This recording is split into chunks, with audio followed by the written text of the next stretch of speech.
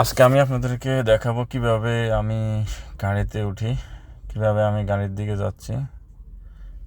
এভাবে আমি মূলত গাড়িতে উঠি, গাড়ি চালাই। তো আরেকটা ভিডিওতে দেখাবো কিভাবে গাড়ি চালাই। তো ভিডিও আর লং করব না। আমি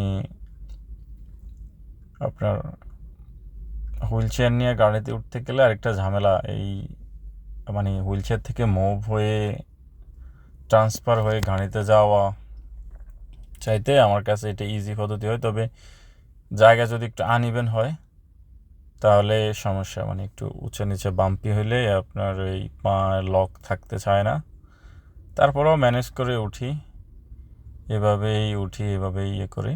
তো আপনারা আমার এই ভিডিওগুলো একটু লাইক দিবেন, শেয়ার করবেন, আমাকে ফলো দিয়ে রাখবেন, এই আর কি। ভালো থাকেন সবাই, আল্লাহ হাফেজ।